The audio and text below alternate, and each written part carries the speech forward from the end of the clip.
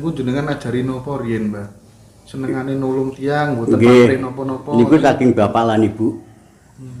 Nek kalih kula sepintas omongan ya. Kudu sabar nrimo namung ngoten niku. Nggih ulangan sing kula ya ngoten niku. Nggih. Kula ngantos tersentuh. Kula tingali ya Allah, kok ono wong model ngene. Nggih. Ya pancene sedaya ngadepi nggih kudu sabar. Nggih, nggih, nggih. Plek iki ngene kudu sabar. Nggih, nggih, nggih. Aja bunga-bungane diwehi, aja ngresula nek ora diwehi. Niku paling abot. Nggih. Nah, ngoten maksud kula. Dados sedaya sami. Nggih. Mergo uripe awake dhewe serba kekurangan. Nggih. Mboten usah kemrusung kali donya nggih, Mbah nggih. Nggih, nek perlu mboten perlu kemrungsung. Percuma. Jenengan menawi purun karek sret nggih omah 7 keturutan. Amin. Tapi mboten oleh ngoten niku. Mboten nangsal nggih. Nggih. Nek disukakaken kula ngoten nangsal nggih. Nggih niku dolar.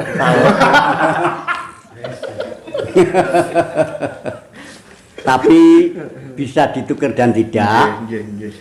Monggo nek masalah keasliane diutra ya nyala. Jadi niku dolar nih. Dolar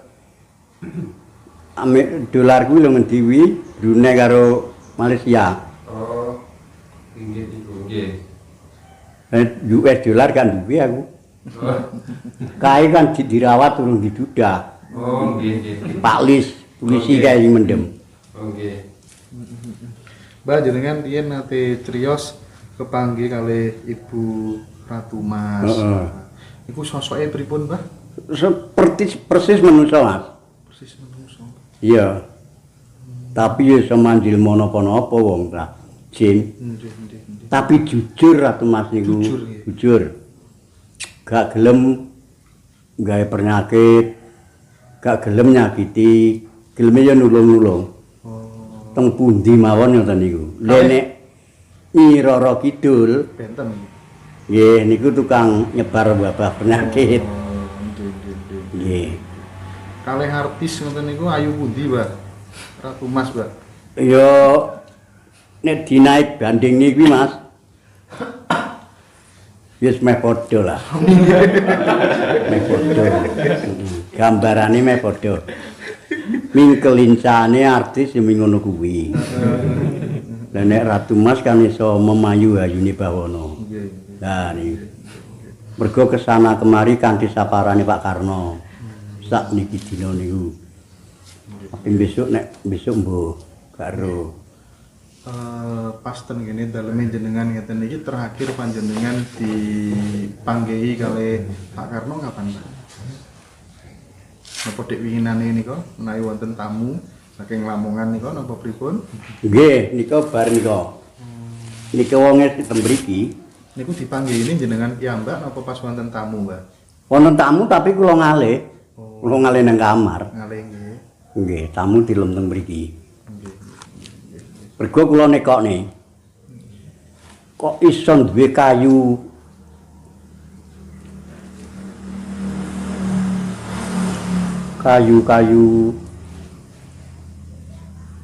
apa jenenge ndi? Tlaga Sari. Nah. Kok iso duwe tongkat kayu Tlaga Sari apa bener lek Pak Karno aku? Tak silahkan periksa cara niku lho kan perintah. Njaluk tak kon delok. Jawabe pripun, Mbak? Yes ngeten niku. Tolong diperiksa itu bener hak milik Pak Karno atau bukan? Nah niku let setengah jam wonten teko. Assalamualaikum. Wujud. Perasaan kula nggih wujud, tapi kula kan ning petengah, Nggih. ning kamar. Nggih. Terus kula teko kayu Tlaga Sarine Sujiono bener apa gak? Kok iso dititip ning Sujiono sebabe apa? Nah, kula kan teko ngono. Sebabe dhek turun darah biru. Nah, namung niku jawabe liya-liyane mboten didudone. Terus arep tinggi apa kula ya gak teka. Nggih, nggih. Ya niku. Nah pas jenengan pengen dipanggihi ngoten niku mesti maos rapalan apa mboten? Napa cukup mental Ya nggih semedi nggih. semedi Nggih. batin ngoten nggih. Nggih. Aku njaluk ke kamu namung ngoten. Tapi kan mesti wonten password mboten? Nggih, wonten nggih Pak nggih. Mungkin nek password disanjangaken lak saged nimbali Pak Karno sedanten lho Pak. Nggih larangan Mas. Mungkin terus anu Mas. Pripun nggih? Amer. Nggih, terus. Nggih. Nah, iku kula dek winginane kan ditelepon tiang, tuku tiang pundi disukani fotone Mbah Jangkung niku. Kula anu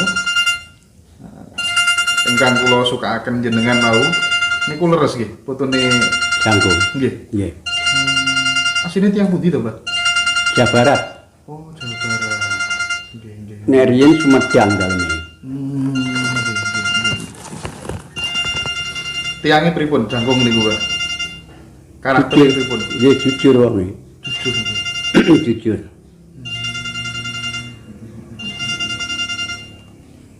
Jangkung kali Jalu nggih, Pak nggih. Nggih. Nah jalu king Pasundan niku mau. Nggih. Nangki tasik sugeng, Pak. Nggih.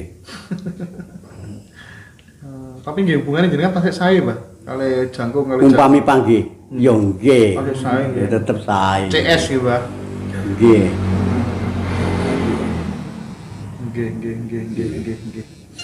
Badhe diangkat riyen, Mbak, mboten? Jawaban ban yang bungus. Wonge op nama. Bali. Ketut Bali niku, Mbah. Iya, jawaban ngene. Pun pesane Mbah. Yo tok wae. Kuwi arep njaluk dolar kuwi ya. Aku jual ning kono. Pun pesane Nggih. sing SS. Oh, berarti memang leres Mbak sanjange tiang-tiang sujute Sabto Dharma niku bener-bener ampuh. Nggih. Jenengan buktekaken piyambak nggih. Nggih. Padha karo Sasi Jenar ngoten nika. Nek diamati. Tetese banyak kehidupan, keajaiban hidup ingkang jenengan raosaken gara-gara sujudipun Sabto Dharma. Nggih. Asline telaten nggih, Pak. yo nggih sujud kudu telaten. Sujud kan iku kudu iso ngrasakne lagune roh gedhe awake dhewe iki. Nggih. Saros mandeg. Heeh. Nah, teko kene mandeg. Oh, Suwi hubung-hubungan munggah ning kentol. nggih. Temriki mandeg sedelut bablas ning dengkul. Niki kudu iso ngrasakne lagune gedhe awake dhewe iki.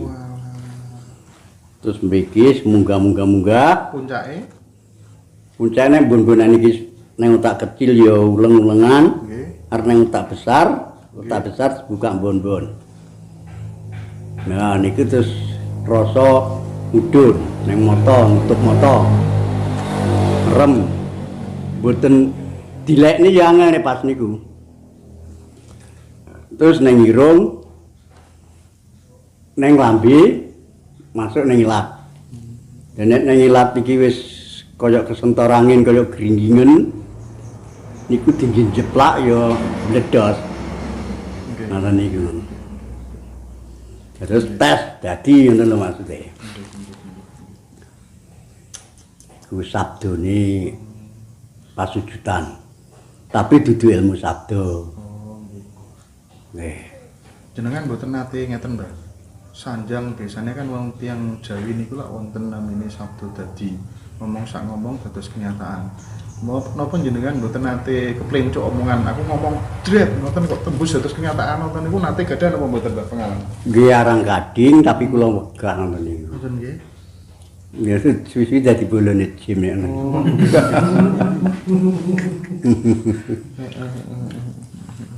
Nggih. Nggih, kula niki menegaskan malih, Mbak. Berarti mpun usah khawatir nggih utang Indonesia kathah ngoten niku nggih. Nek menurut kenyataan ngoten niku. Tapi nek menurut politik Ya mboten ngoten niku. Oh, Gitu.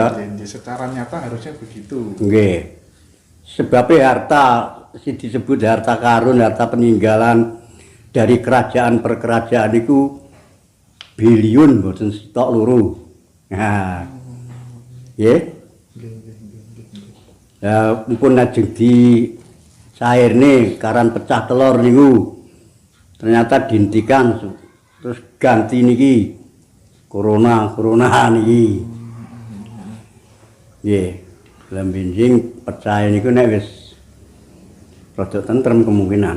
Oh, nggih. Mergo emas kenyataan pirang-pirang puluh ton. Niku jenengan ningali piyambak. Nggih. Enten saestu. Kasat mata. Nggih. Nek delok ning Bandung ning gudang sing ning omah.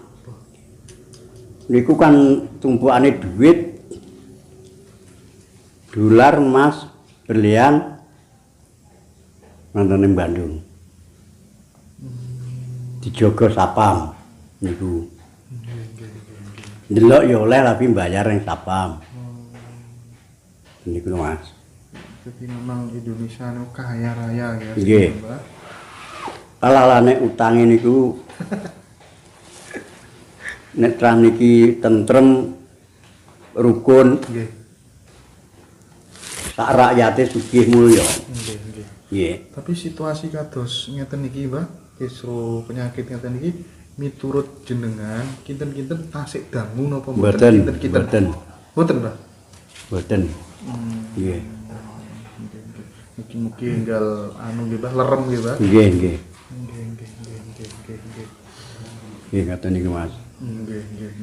Mergone penyakit niki yes niku lho Mas. Saurunge neng corona ya sene wong mati. Nah, nggih. Ya nggih ta. Terus niki tinggi permainan malah. Nah, nggih. Ten niku lho Mas. Leres. Kados Pak Karno niku tiang-tiang ingkang dipun percados ngoten niku tiang-tiang ingkang gadah karakter napa Mbak, sifat napa Mbak? Nggih sing berilmu. Kayata bekas jenderal-jenderale. Nggih. Jenderal ada dua macam, dari jenderal dari Sakra, jenderal dari tentara biasa. Nah niku. Nggih niku sing dipercaya diamanai mata uang, ubi, benda berupa emas, logam niku wau, juga harta.